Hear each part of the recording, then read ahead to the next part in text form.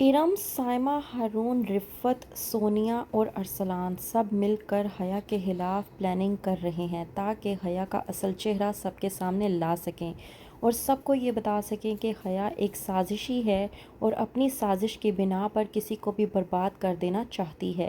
ڈرامے کے next episode میں آپ لوگ دیکھیں گے کہ حیا، جسے لگ رہا ہے کہ وہ ارسلان کے ذریعے ایک بار پھر سے ارم کو برباد کر دے گی، لیکن وہ اس بات سے انجان ہے کہ ارسلان اور سونیا نے اس بار قسم کھا لی ہے کہ وہ حیا کی باتوں میں نہیں آئیں گے اور نہ ہی اس بار ارم پر کسی بھی قسم کا غلط الزام لگنے دیں گے۔ سونیا ارسلان سے رابطہ کرتی ہے کہ وہ جا کر ملے ارم سے تاکہ تمام تر غلط فہمی دور ہو سکے اور ارم کے اوپر جو بھی الزام لگے ہیں وہ بھی ہٹ سکیں۔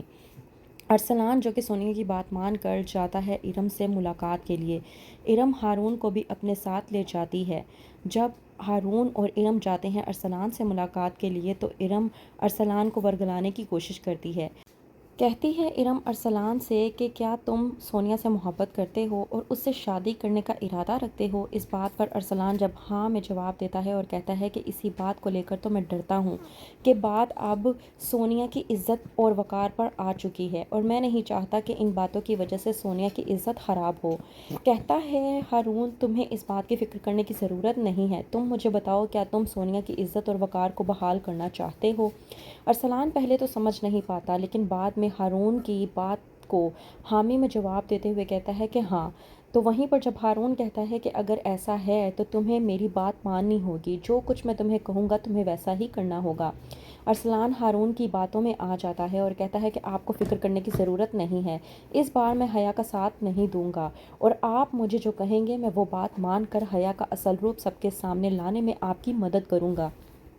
وہیں پر دوسری طرف ارم اور ہارون جب آپس میں بات کر رہے ہوتے ہیں تو ہارون ارم سے کہتا ہے کہ میں تو یہ سمجھ نہیں پا رہا کہ کس طرح سے سونیا حیا کے ہاتھوں ٹریپ ہو گئی۔ جب ارم کہتی ہے ہارون سے کہ حیا نے ارسلان اور سونیا دونوں کو بیک وقت میرے خلاف استعمال کیا ہے تاکہ وہ مجھے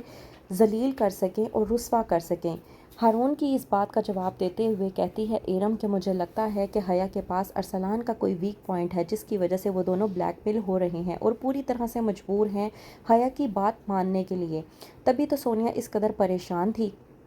جب جاتی ہے ارم اور ہارون رفت سے ملاقات کے لیے تو رفت بھی ارم سے معافی مانگتی ہے اور کہتی ہے کہ مجھے سمجھ نہیں آ رہی کہ میں کس طرح سے تم سے معافی مانگوں، کیونکہ تمہارے ساتھ جو کچھ بھی ہوا ہے وہ میری بیٹی کی وجہ سے ہوا ہے۔ تم نے چپ چاپ سب کچھ برداشت کیا، تم ہمارے ساتھ سنسیئر تھی، لیکن میں سمجھ نہیں پا رہی کہ میں آخرکار کیا کروں اور تمہاری اس بات کا کس طرح سے احسان اتاروں۔